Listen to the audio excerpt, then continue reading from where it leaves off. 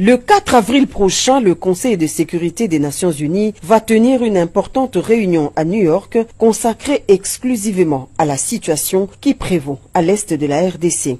En prévision de cette importante réunion, l'envoyé spécial du secrétaire général des Nations Unies pour la région des Grands Lacs, M. Wang Zia, est en tournée dans quelques pays de la région. Reçu par le président de la République Félix-Antoine Tshisekedi Tshilombo, M. Wang Zia a expliqué l'objet de sa mission au chef de l'État qui a fait à son tour sa lecture de la situation actuelle jugée très préoccupante. Au cours de cette même audience, M. Wang Zia a réitéré la volonté des Nations Unies d'accompagner la République démocratique du Congo dans la recherche d'une paix durable au regard des atrocités que vivent au quotidien les populations des provinces du Nord et Sud Kivu.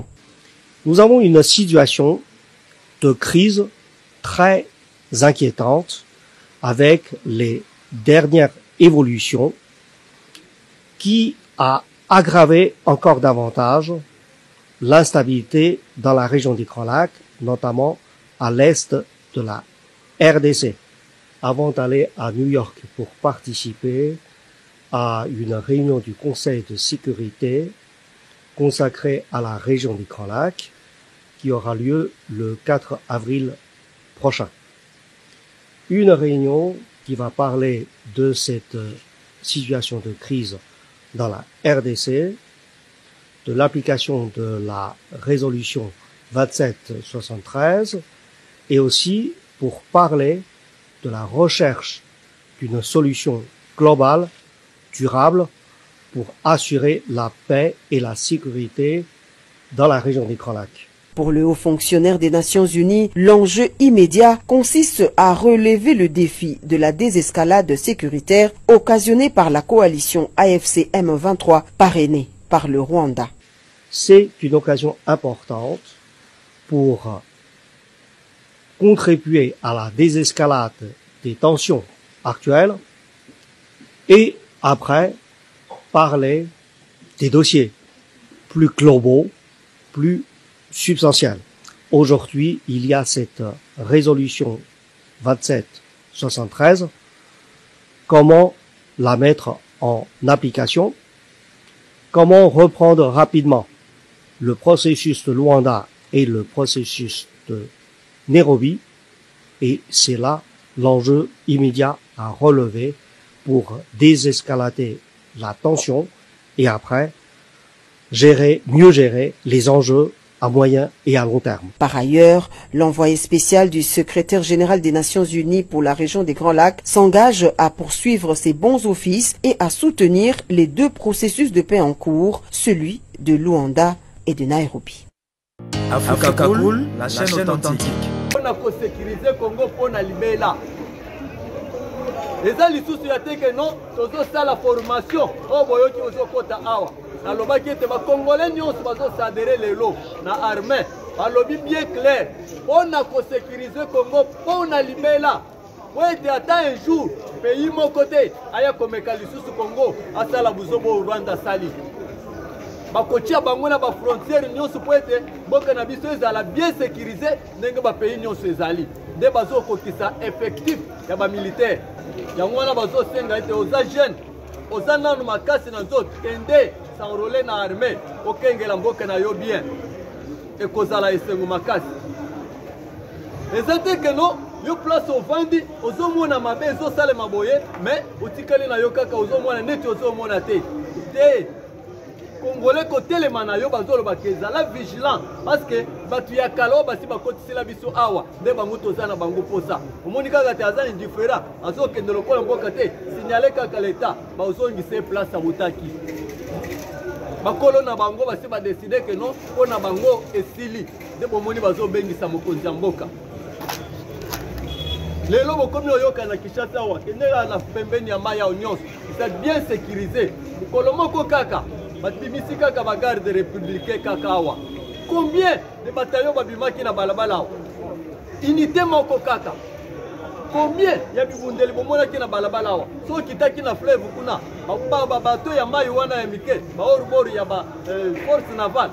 Okondimate.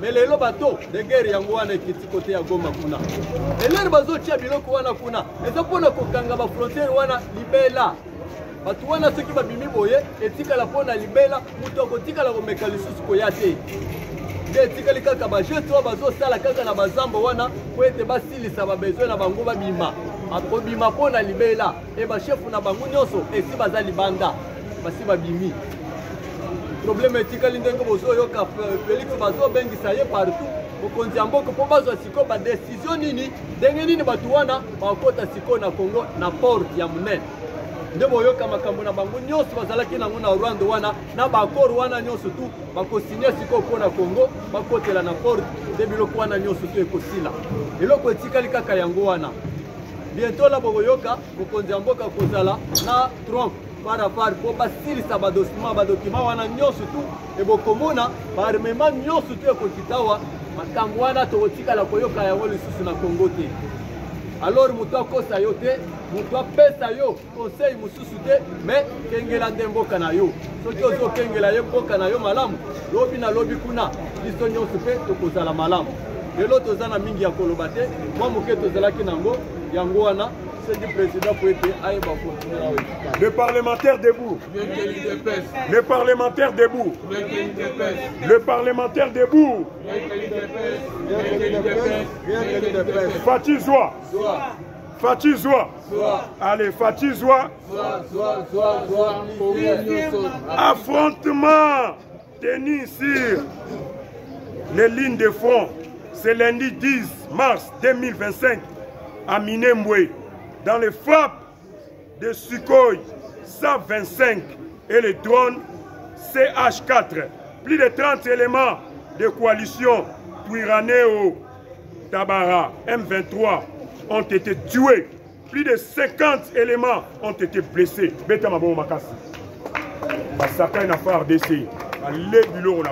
Les abouétés. Plus de 50 éléments ont été blessés.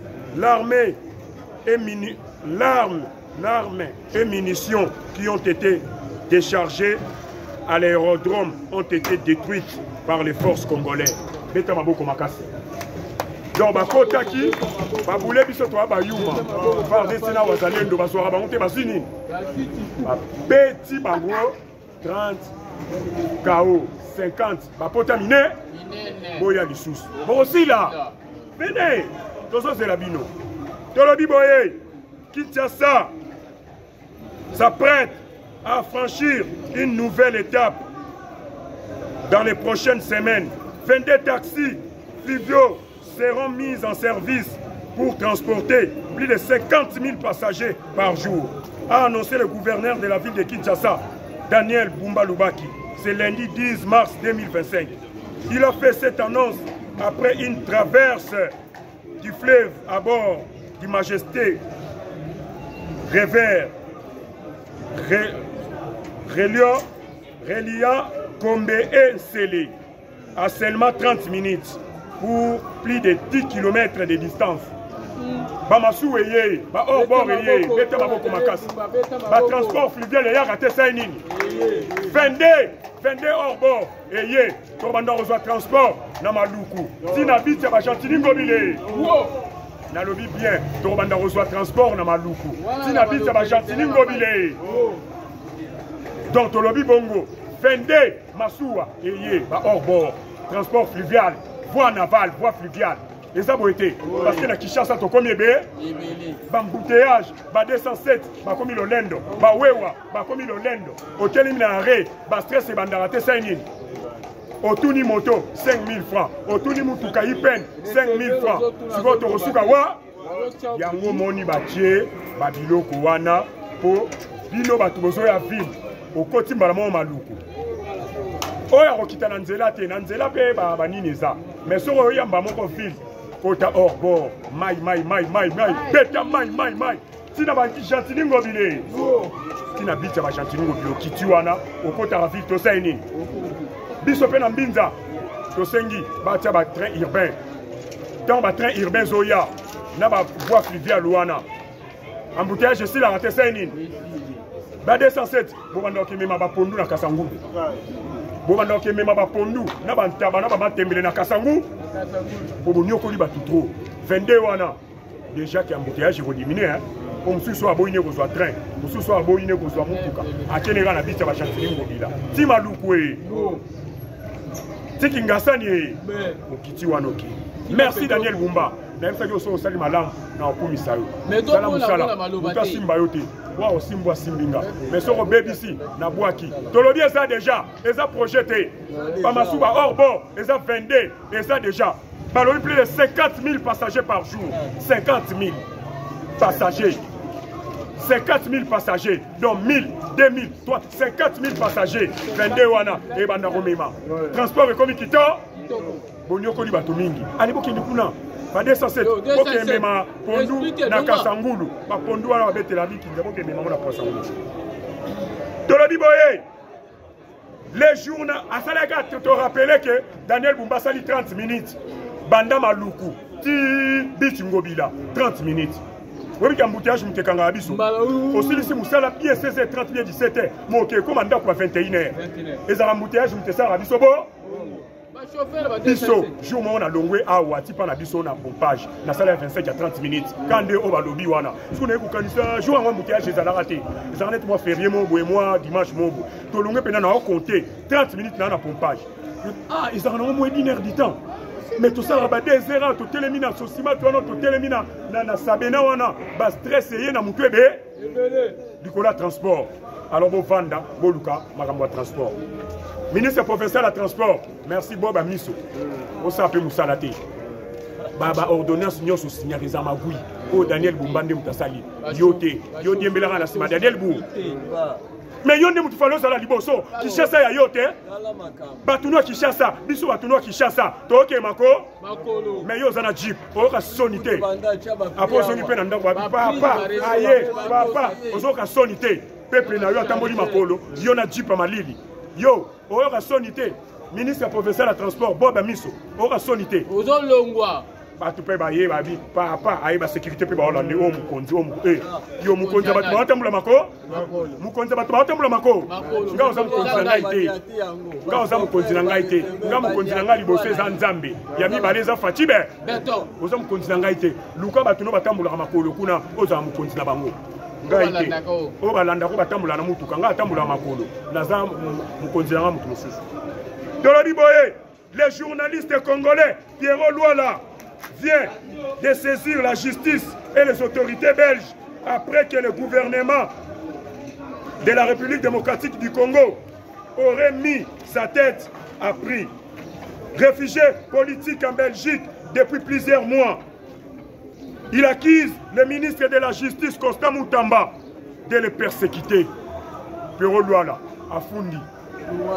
Azana Belgique kuna voilà bala liboso na mona na mokili oyo mutu ake exil ya ye moko forcé exil balanda ko ba olando ba otala e soto si to boma e ba olando mais bango bakenda bango mo avant ko makambo s'empirer bakende ko amplifier makambo ngo na Belgique awa ezaki nango bato bando occupé bango te eza boete ata asali mission ne bato bando occupé ye amoni ga mo ete amisali politique yemoko amisali réfugié politique yemoko voyez bana boke tukuta kendane kala ya kendane musique obeta musique fatikali a formé ni nai mais ya ke yemoko ba Frank Diongo ba ke bangomo nani asala Frank Diongo mabe aw nani asala Pierrot Luala mabe aw ba ke bangomo tangi sabino politique etienne Tshisekedi wa mulumba panda biloko Tolobi boye afundi alobi tozo tungisa ye afundi na Belgique tofundi na Belgique te afundi na République démocratique du Congo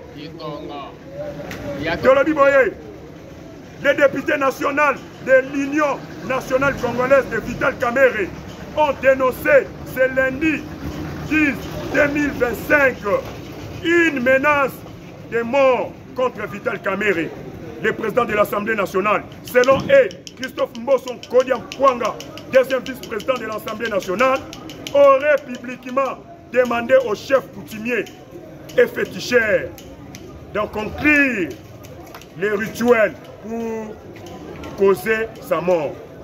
Les députés à Kamerhe Basiliki, Bafundi Mboso, Mboso, Azola qui la mukonzi na bango mabe. Est-ce que on est tel inga ina lobili la ville au pesa nga combien? Nous sommes liés mbongo dans l'Assemblée nationale. Pour dire bon, on a champion national. Balobi numéro 1, à 100 000 $. Numéro 2, 80 000 $. Numéro 3, 75 bazo kita. Si na ba député et belé. Yangani na kati. Ngana zo mbongo te na sala. Sala bo mana bo mani kuna. Ngana na ima kobino mutu kama lili ndako malili bo sala loko te. Boké kuna bo vandi. Nani déjà convoqué que bon, tozo sala siko plénière ekoti. Peuple fois ça la bien. Maï courant et zala. Déjà Snell a okata batu courant sans communiquer. Pour interpeller déjà. Déjà Snell a okata batu courant. Déjà Régie des eaux a okata batu maï sans un communiqué, sans une communication. D'abord interpeller. Abolo badani yebisa kuna ba Afrika na mboyi. On est kwa kotanga avant de konanga ite. Ngaba ndeko nangeza ba papa mbo. De père et de mère. Soko yebi ko ya kotanga awa. Aloyo kokuta na miel na lait. Okoma congolais to komiko congolais ozandi konanga ite. Ale fulkan. Yebi yote. Ngande konanga papa mbo. Moso. De père et de mère. Déjà, ngana pona papa mboso. On nyonso yebi kazo swana na mboso. Ngana za pona mbo. Mboso. Nalobi bien, on nyonso yebi kaza na ranki na mboso. Biso peuple toza pa papa mbo. Mboso. Mobutu alobaki yango entre un ami et frère. Le choix est clair. Biso to poni papa mbo. Mboso. Soko yebi kozana ye. Ale fuluka kizonga pa bino. Tolobi boye. Tazo bosa misanga. L'auditorat militaire a demandé à Obé Minako, Ramazani Chadari et Ferdinand Kambere de remettre leur téléphone pour vérification avec la possibilité de les récupérer le lendemain ou le surlendemain. Mais ils ont refusé, exigeant que le contrôle se fasse en leur présence. Finalement, les auditions se sont terminées sous rien de compromettant. Bakaboni n'a que des poids, mais Barobenga bango lisusu. Justice makabosi la raté, même 50 ans. Yebara dossier zapou. Donc vous le quoi ba benye zonga na ndako, vous donnez à gagner, au gagner té. Justice c'est ça moulayi. Même bato ba sala mabe c'est ga Mobutu, ba ko interpeller bango lelo. Vrai ou faux? Bato ba sala mabe c'est ga les pères, ba ko interpeller bango lelo. Vrai ou faux? Bato ba sala mabe c'est ga les fils, ba ko interpeller bango lelo. Bato pe ba sala mabe boye. Na régime wane ko ya nani ya Augustin Kabuya tango akoma mukonzi bien ya Jacquemaine Chabani bien ya Gilles Ningete bien ya Papa Mboso ba ko interpeller ba bango na régime wana tango ba akoma ba na 2060 tanga ite Tolobi boye. Le président congolais Félix Tshisekedi se rendra à Indok en Namibie le 21 mars 2025 pour assister à l'investiture de la nouvelle présidente élue, le docteur Nitumu Nadi Ndaitwa. Il y a des Namibien, il y a des Congolais, il y a des Fachibé. Papa Pambo, il y a des Congolais. Mais ce qui Moïse Niarugabo, Azarias Ouberwa, Paul Kagame, Patrick Karega, Patrick Kamere, wana batula biso. Kalingaite. Tolobi boye. Azokende na nabimi président komi mwana mwasi. Ba élire ye mwana mwasi moto aleki. Le docteur Nidum Nadi Naintwa. Docteur wana etengaite bakombo wana. Babensi Fatibe. Balobi awa pour faire comme kitoko. Faut président République démocratique diko. Mwana koya zanko. Akita na mabe. Tanga koya fete bongana te saini. Ya sa fandi kuna azo dégager kiboko. Kibokondi. On a béton. Tengaite. On a béton. Tout ça na parlement. Babengisi maman on a bengisi. Tanga tie liste. Tanga tie liste. Tanga lobi. Bo pesa nga moko liste na sala président o na koya. Secrétaire n'était pas même liste. Secrétaire a nabi nazo donké madame Natala a ocha bakombo banani tango asisco secrétaire a na bisanga dani a bisinga na pesa feuille na ina pesi feuille Natala boitango azuibi qui a commis président République démocratique diko premier de la béton secrétaire wana ibinga bisco ngana sala ni italinga ite eza chance na Tolobi boye. Les phares d'essai de la République démocratique du Congo ont présenté à la presse ce lundi 10 mars 2025 à Beni des Tanzaniens et un soldat de RDF capturés sur les tirs de front.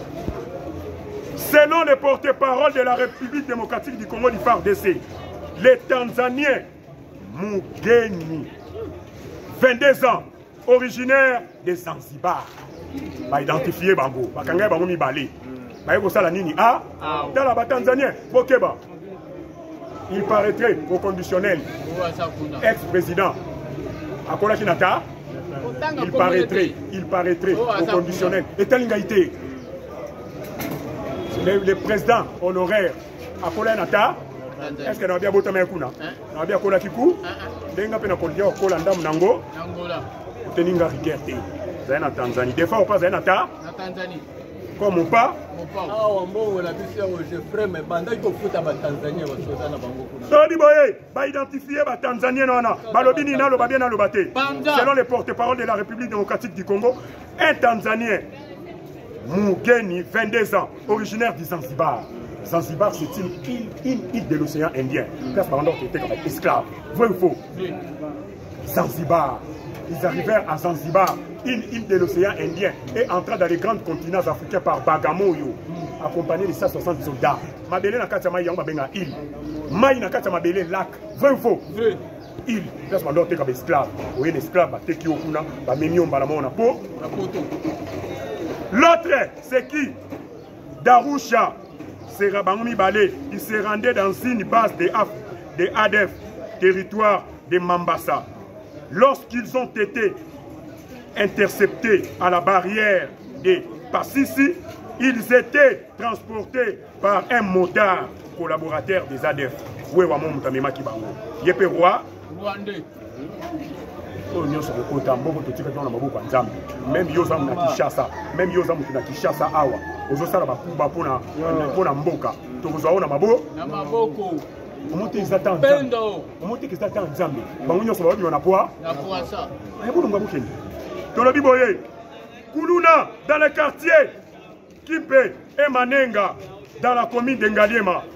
Ils ont tapé les machettes à deux jeunes garçons de 17 à 20 ans. Kuluna, Kilibaliba, Naebisakio, Nabiara pas noté. Et dit que la policier n'a pas Kishasa. Sinon, tous les gouvernements ont changé, on peut changer. Et dit que la policier ne sait la parage. Mais c'est la policier n'a pas été. Et ça a été. Oui. L'air est grave. Panique au gouvernement. Madame Judith Soumine Toulouka a réagi fermement aux déclarations de Costa Moutamba lors d'une campagne de sensibilisation organisée le mercredi par l'IGF. Costa Moutamba a affirmé ceci: il y a les détournements dans le gouvernement. Il sent l'odeur. Et la réaction de la Première ministre ne fait attendre. La chef du gouvernement supplie des substitutions, des malversations. Awa, Awa Bamiyibi, Bazate, dossier à suivre. Constant Moutamba, Premier ministre, Ben Gabika. Et ça a été. Constant Moutamba, Bamiyibi, Baza Awa.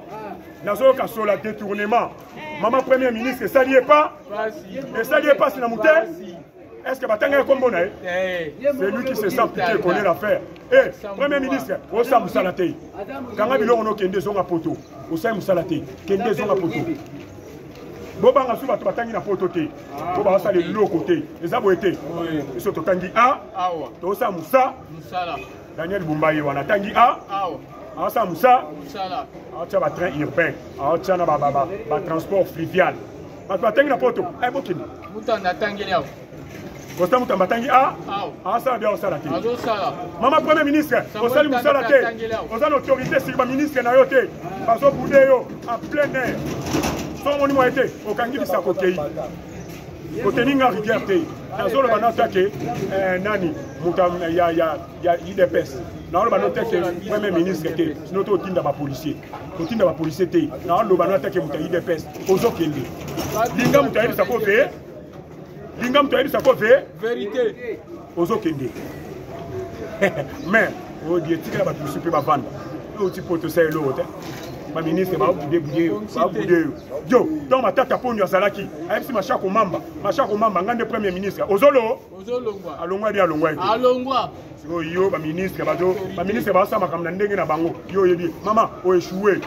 Olobakia et Kabila Saliga na mibali Kabila Saliga na mibali biso basi abandonné biso fatia ya rata saini aye acheba na ba basi primature moi si environnement moi si éducation moi si culture moi si affaires étrangères moi si basebe ebele sur basalini à part moko kaka affaires étrangères madame Thérèse Wagner. Madame Thérèse Wagner. Mettez-le nom, Maboko. Maman, on va lui sonner. Maman Thérèse Wagner. Maman Thérèse Wagner. Na maman Evelyne Bazaï. Environnement. Dans l'environnement propre. Tous fait maman Pepa Kitoko. Maman Evelyne Bazaï, merci. Na maman Wagner. À Zakuna na poto. À Genoué ba Rwandais. Alors, on le français, donc il y a une langue anglaise. Ah, bah, et tel que tu as dit,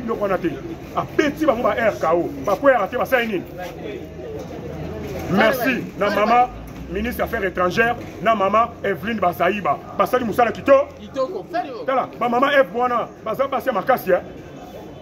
Mon continent, ils sont en prison. Awa Kabila zo lukaye, Kabila luki ya corrompre pour côté n'a pas perdu. Maman na lobi Louvu. Maman Eve a lobi Louvu. Mettez maman Eve les unis. Mettez maman au maman. Malgré tout les mbongo na oti. Na ebiete, to kuta na te. Mais tant azo sa musala malamu, faut ko kumi c'est vrai ou faux? Est-ce que na ebie? Que apia mbongo. So apia mbongo mais na ke makolo. Mais mon temps ça malamu faut ko lo mala. Maman Wagner Azaku, Natango Azo Yandere Toyambaye. Maman Wagner, ministre des Affaires étrangères, na sengi osala Guillaume, na ministre environnement. Ko bino de bosa Moussa Maka. Kitoko.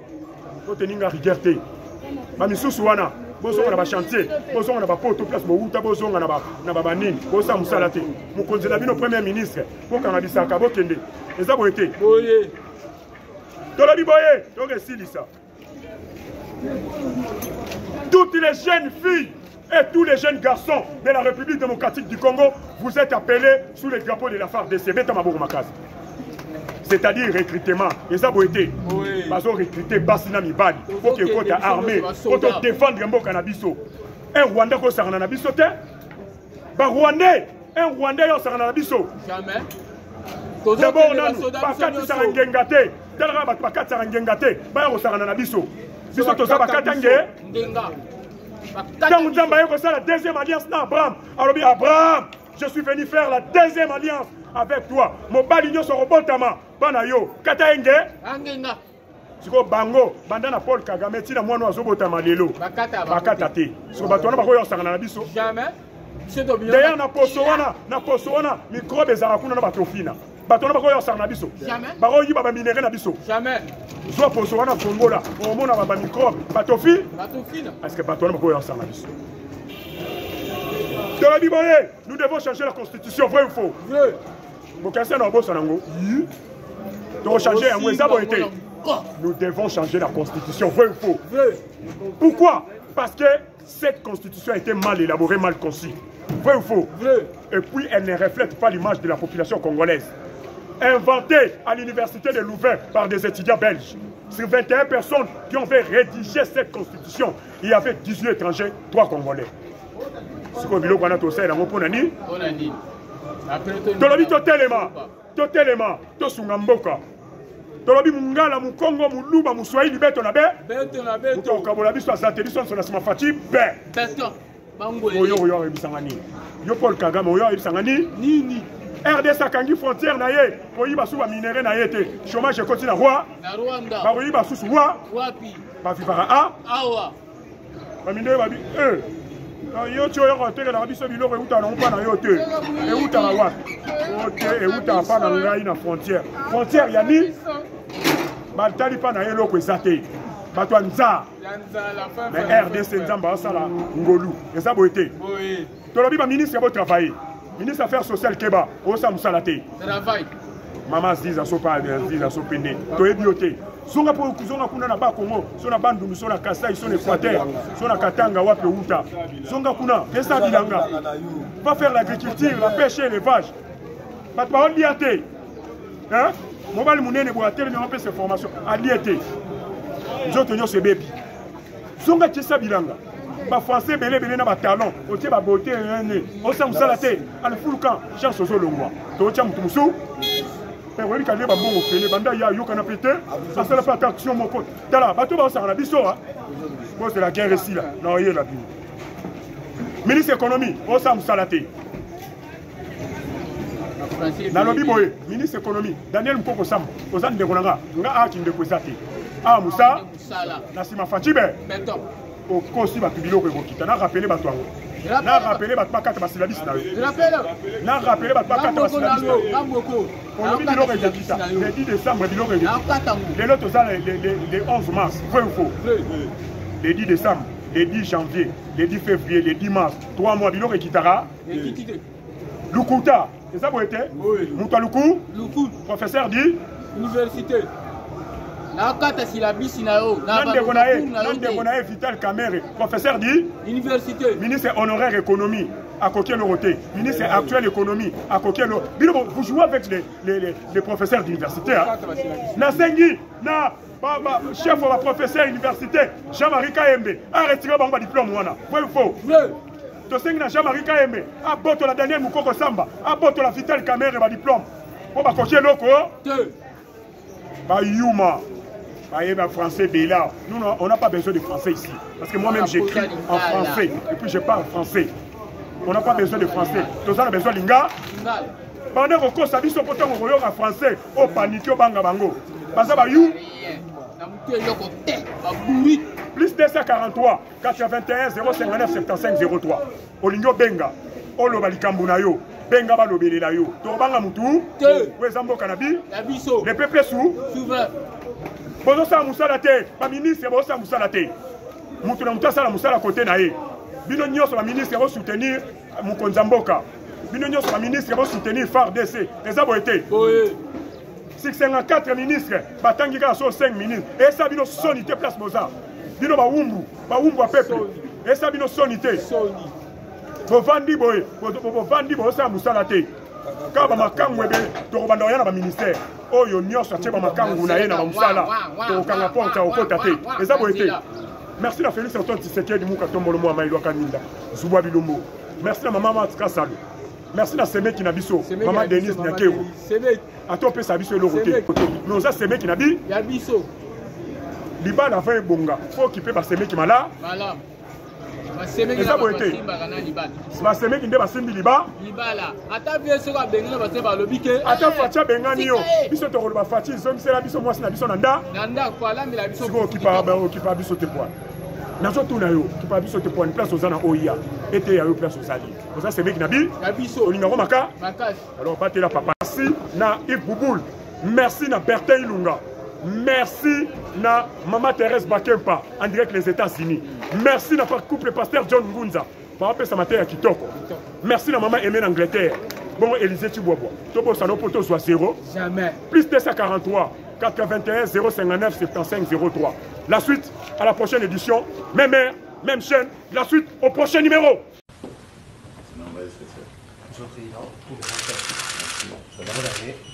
Le 4 avril prochain, le Conseil de sécurité des Nations Unies va tenir une importante réunion à New York consacrée exclusivement à la situation qui prévaut à l'est de la RDC. En prévision de cette importante réunion, l'envoyé spécial du secrétaire général des Nations Unies pour la région des Grands Lacs, M. Wang Zia, est en tournée dans quelques pays de la région. Reçu par le président de la République Félix Antoine Tshisekedi Tshilombo, M. Wang Zia a expliqué l'objet de sa mission au chef de l'État qui a fait à son tour sa lecture de la situation actuelle jugée très préoccupante. Au cours de cette même audience, M. Wang Zia a réitéré la volonté des Nations Unies d'accompagner la République démocratique du Congo dans la recherche d'une paix durable au regard des atrocités que vivent au quotidien les populations des provinces du Nord et Sud Kivu. Nous avons une situation de crise très inquiétante avec les dernières évolutions qui a aggravé encore davantage l'instabilité dans la région des Grands Lacs, notamment à l'est de la RDC. Avant d'aller à New York pour participer à une réunion du Conseil de sécurité consacrée à la région des Grands Lacs, qui aura lieu le 4 avril prochain. Une réunion qui va parler de cette situation de crise dans la RDC, de l'application de la résolution 2773 et aussi pour parler de la recherche d'une solution globale, durable, pour assurer la paix et la sécurité dans la région des Grands Lacs. Pour le haut fonctionnaire des Nations Unies, l'enjeu immédiat consiste à relever le défi de la désescalade sécuritaire occasionnée par la coalition AFC M23 parrainée par le Rwanda. C'est une occasion importante pour contribuer à la désescalade des tensions actuelles et après parler des dossiers plus globaux, plus substantielle. Aujourd'hui, il y a cette résolution 2773. Comment la mettre en application? Comment reprendre rapidement le processus de Luanda et le processus de Nairobi? Et c'est là l'enjeu immédiat à relever pour désescalader la tension et après mieux gérer les enjeux à moyen et à long terme. Par ailleurs, l'envoyé spécial du secrétaire général des Nations Unies pour la région des Grands Lacs s'engage à poursuivre ses bons offices et à soutenir les deux processus de paix en cours, celui de Luanda et de Nairobi. Africa cool, et abena cool, Africa cool, abena cool, le quoi cool ma topi. Après toujours,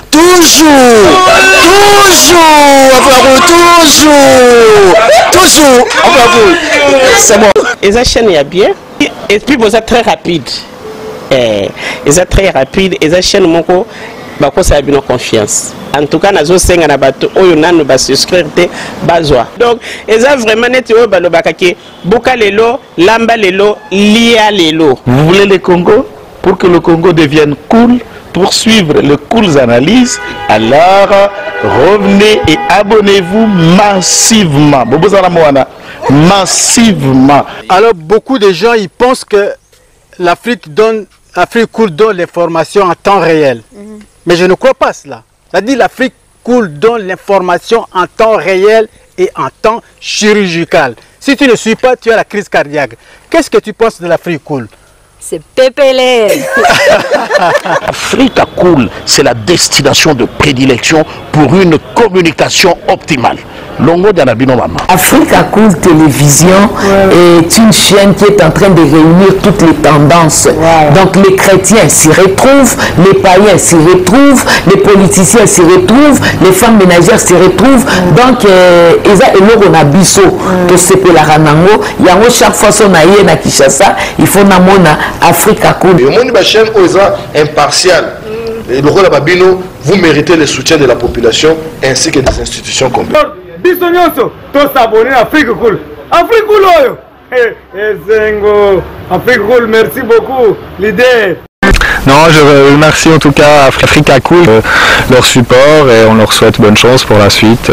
On leur souhaite le plein succès. I'm coming from Johannesburg. I'm one of the subscribers of Africa Cool.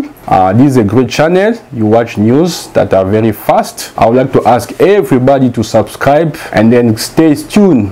Thank you very much. Placer un petit mot par rapport à la récompense Oyo.